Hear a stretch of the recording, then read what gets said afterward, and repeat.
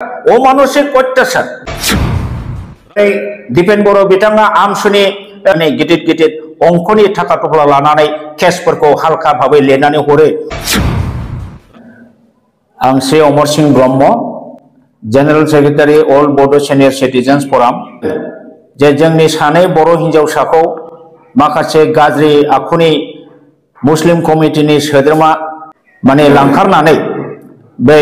इटा भाटानि फेक्टरियाव लांखारनानै हरसेमानि गेंरेप खालामनानै बिथांमोनखौ उनावहाय लामायाव गारनानै गालांनाय जाथाय, बे जाथायनि सायाव बेखौ दिनै निउस मिडिया पेपार मिडियायाव नुनानै जों जोबोद खास्रि बिस्रि मुगैदों, दुखु मोनदों, बिखा गावदों, थानो हायै जादों। दा बेबायदि जाथाय जे अन्थाव बाथाव माइनर गथ' गोरलै बैसोनि हिन्जावसाफोरखौ लामानिफ्राय निसा जाहानानै पिकआप खालामनानै लांनानै साथामजों बिसोरो गेंरेप जेनाखि हरसे खालामनानै आलाय आथानि भाबै बे गथ' फिसाफोरखौ लामायाव दोननानै थांनाय आरो बे जाथायखौ लानानै जोंहा गवालपारा जिल्लानिनो बिसेसकै दुधनैनि थांगाबारि भालापारा गामिनि जेन'बा दिनै जोंहा रुंसारि जालांनाय हिरण्मय खाख्लारि आरो बिथांनि दैदेननायाव माखासे बर' सेंग्राफ्रा बै जे इटा भाटायाव लांखारनानै जे रेप खालामहैदों गेंरेप, दा बिनि सायाव सावरायनो सोंनो बिथांमोनहा थांनायनि सायाव बे समावनो खोथानि बाथ्रानि तर्क बितर्क जानायाव दा बे धन तालुकदारनि जेनाखि बिदा शेखर आली आरो बिनि बिब' पारमिना बेगम बिथांमोनहा अस्त्रजों सिखाजों आरो लावथिजों लोगोसे गोफार देगार जातीय जिनिसजों आक्रमण खालामो बिथांमोननि सायाव आरो बे आक्रमणनि जाउनावहाय जोंहा हिरण्मय खाख्लारि बिथाङा जोबोद गाज्रियै बिखायाव आघात मोनो, लोगोसे बिखुङाव सुजानाय, बिथांनि लान्सआव हयथ' देगारा मोनहैदों, जायनि फलाव बिथाङा माखासे साननि उनावहाय लोगो लोगो थैयाखैबाबो कय दिननि बिथोराव बिथाङा थैनांगौ जादों, बिथाङा रुंसारि जालांबाय। दा जोबोद बे जोंनि बर' हारिनि थाखाय बिखा गावनाय बाथ्रा, दिनै खास्रि बिस्रि खोमोन गसंख्रांजोबनाय मोनसे जाथाय जादों। जों दुलाराय बर' माहारिया दिनै बे जाथायखौ माने बिराद निन्दा खालामो, जों बिराद मुगैयो, जोङो दुखु फोरमायो, रागा फोरमायो जे जोंनि बर' हारिया ट्राइबेल माहारिया दिनै शान्तिपूर्ण भाबै रायजो जाग्रा, जोंनि बर' बा ट्राइबेल माहारिया गुबुन रावनिबो हारिनि हिन्जावफोरनि सायाव बेबादि इनाय नोजोरजों खालामा, रावखौबो दासिमबो खुनु मोनसे हारिनि हिन्जावसाफोरखौ बा हिन्जावफोरखौ जोंनि बर' सेंग्रा बा बर' रायजो राजाया बेबादि जिनाहारि खालामनाय अत्याचार खालामनाय जेन' रेकर्ड गैया। दिनै बे जाथायखौ लानानै जोङो दिनै अल बड' सिनियर सिटिजेन्स फरामनि जानानै जोङो बिराद दुखु जोङो फोरमायो, लोगोसे जोङो बै जाय माने उदखारिफोर बे गेंरेप खालामग्राफोरखौ जोङो बिराद माने निन्दा खालामो, मुगैयो आरो बिथांमोनखौ पक्स' आयेननि दारै लाइफ लं हय जेल जानाय आरो नहते फासि सेन्टेन्स टु डेथ नयथ' लाइफ लं इमप्रिजनमेन्ट बेखौ सरकारा होनांगौ। आरो बेनि थाखाय जोङो दीपेन बर' बिथांखौ जोंनि बर' हारिनि माहारिनि आफादनि आफादगिरि हिसाबै बिथाङा दाखालि जे प्रेस स्टेटमेन्ट होदों, बे प्रेस स्टेटमेन्ट होनायावनो जिनिसा जोबनो नाङा। आं बिथांखौ खावलायनो लुबैदों, दुलाराय जोंनि बर' माहारिनि जेसेबां दल संगठन दं, अर्गानाइजेसन दं, जोङो नोंथांमोनजों दंफायो। नोंथांमोनहा बे जिनिसखौ चिफ मिनिस्टार हिमन्त बिश्व शर्मा बिथांजों रायज्लायनानै जाहाथे गोख्रों आखाइजों जाहाथे बेखौ दमन खालामो। मानो होननानै बुङोब्ला बे बर'नि जातिनि मान सन्माननि बाथ्रा, जोंनि रैखाथिनि बाथ्रा, जोंनि बर' जातिनि मान सन्मानखौ बियो नस्थ' खालामदों आरो सासे बर' सेंग्राखौ दाय गैया फोदो गैया इनाय भाबै बुथारनाय, माने निस्थुर भाबै बुथारनाय, जों बेखौ मालाबाबो सैज्य खालामनो हाया। बेनिखायनो बेखौ बुथारग्रा बिसेसकै शेखर आली आरो पारमिना बेगम बिथांमोनहाबो सेन्टेन्स टु डेथ जानांगौ आरो बे सेन्टेन्स टु डेथ आरो बै जे पक्स' आयेनाव बिसोरो लाइफ लं इमप्रिजनमेन्ट नहयथ'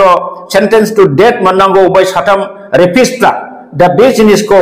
जाफुंसार होनो थाखाय दीपेन बर' बिथाङा गोख्रों माने बेबस्था लानांगौ आरो चिफ मिनिस्टार हिमन्त बिश्व शर्माजों बिथाङा जाहाथे सावरायनायनि गेजेरजों बिथांखौ प्रेसार होनानै जाहाथे बे खामानिखौ मोजाङै मावफुंहोनो हायो बेनि दायित्व लानांगौ आरो बिथाङा बेबायदि दायित्व लायोबा जोङो अल बड' सिनियर सिटिजेन फरामनिफ्राय दिनै बुंगोन जोंहा फुरा जों बेवहाय मदद होगोन आरो नोंथांखौ जों खावलायगोन थाबैनो जेरै नोंथांमोनहा मालाबा मालाबा गोबां केसाव डिस्ट्रिक्ट एबसु मोनफ्रोमखौबो नोंथांमोनहा प्रेस स्टेटमेन्ट होनाय बा नोङो धरना होनाय हाबाफारि लानो नोंथाङा बिथोन हरो थिग बेबायदिनो गाबोन समफोरनि गेजेरावनो जोंनि दुलाराय बर' फरायसा आफाद एबसुनि गासिबो डिस्ट्रिक्ट कमिटिफ्रा गावबा गाव डिस्ट्रिक्टआव धरना प्रग्राम लानांगौ जाहाथे बे धरना प्रग्रामनि दारै सरकारनि खाथियाव जों बेखौनो दाबि होनो हायो जे दोषी मानसिफ्रा रेपिस्ट गेंरेप खालामग्रा आरो बै जे हिरण्मय खाख्लारि बिथांखौ बुथारग्रा मानसिफ्रा जाहाथे गोख्रोंनिफ्राय गोख्रोंसिन साजा मोननो होनांगौ बेनि दाबिखौ जाहाथे प्रत्येक डिस्ट्रिक्ट एबसुआ डिसिनि अफिस मोखाङाव धरना होनांगौ आरो बेखिनिखौ मावफुंनायाव जुदि जोङो गासिबो दल संगठना बेवहाय जों मदद होगोन आरो जोंनि अल बड' सिनियर सिटिजेन फरामनिफ्रायबो जोङो बेखौ मदद होगोन आं दिनै बुंगोन बे जाथाया दुलाराय बर' फरायसानिल' नङा दिनै बे बेलायावहाय जोंनि गुबुन गुबुन जे जातीय संगठनफोर दं जेरै बर' थुनलाइ आफाद हारिमु आफाद गुबुन गुबुन जेसेबां आफाद दङ गासिबो आफादानो बे घटनाखौ निन्दा खालामनानै आरो दोषीफोरखौ उपयुक्त आरो गोख्रों साजा होनो थाखाय बयबो डिमान्ड होनांगौ आरो इमिडिएट प्रत्येक जिल्लायाव धरना होनांगौ आरो बे धरनायाव गासिबो दल संगठननि रायजो राजाफ्रा माने बाहागो लानांगौ आरो बिनि दायित्वखौ दुलाराय बर' फरायसा आफादनि आफादगिरि दिपेन बर' बिथाङा लानांगौ दिनै जों बर' हारिया मोनसे सादा सिदा जाथि दिनै जोंनि मानसिया नाहा थाङो मैहा थाङो गान बाजना थाङो अब्ला जोंहा माने मोनसे स्वाधीनता मोनसे स्वाधीन भारतनि मोनसे देशआव आसाम बायदि देशआव मोनाबिलि बा जिखुनु टाइमाव गान बाजना नायनो मोना नामा दिनै माबा बैसागु फोरबो जाहैनो मोना नामा बाहाय जोंनि मानसिखौ मानो बेबायदि अत्याचार खालामो जोंनि हिनजावसाफोरनि सायाव माने एथ' निर्यातन अत्याचार अमानुषिक अत्याचार मानो खालामो दिनै बेखौ जों बयबो माने सेन्टिमेन्टेल जानांगौ आरो बेबादि जाथाया गोदोनिफ्रायनो एफा एफा जाबोबाय थादों मानो जाबोदों जोंनि बर'आ जे बै दोषीफोरखौ उपयुक्त भाबै साजा होनो हाया मानोना जोंहा गभर्नमेन्ट गैया आरो जोंनि जेनाखि पुलिस बिफाननि जायफोर बिथांमोनहा अफिसार दं बिथांमोनहा जोंनि बर' जाथिया जेब्लानाखि भिक्टिमाइज जायो बे भिक्टिमाइज जायोब्ला बिथांमोनहा बारा मोदोमाव नाङा माने बिसोरो गा एरा खालामो आरो लोगोसे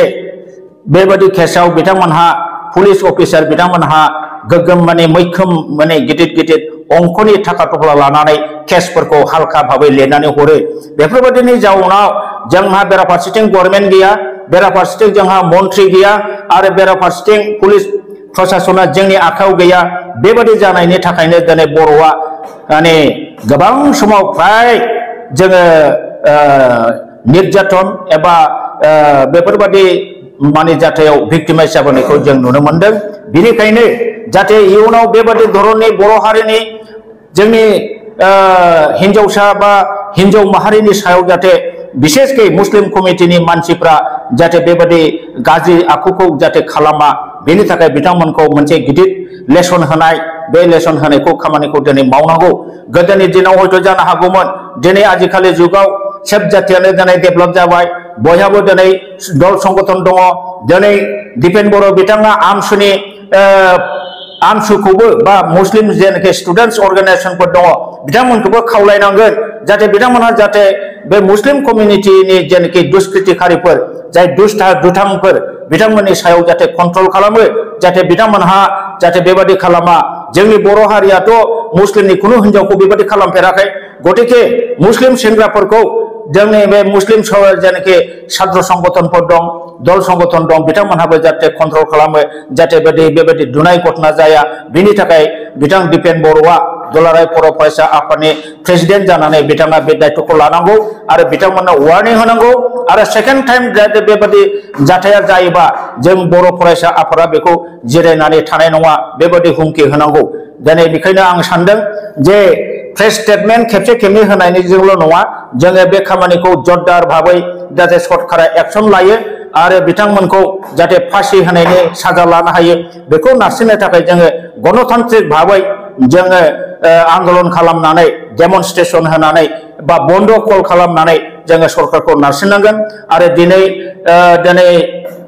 प्रमद बर' बिथाङाबो सिट जानानै सिरि थाबा जानाय नङा बे आलदा मेटार होननानै बिथाङा नारगारनानै थाबा जानाय नङा बिथाङाबो सासे बर' हिसाबै बिटिसिनि मुरब्बि हिसाबै दिनै खोथाखौ बिथाङाबो बुंनांगौ दिनै आसाम गभर्नमेन्ट हिमन्त बिश्व शर्मा एलएन सरकारनि चिफ मिनिस्टार बिथांखौ बिथाङाबो खावलायनांगौ जे बे घटनानि सायाव जे दसे व्यक्तिफोरखौ मोजाङै माने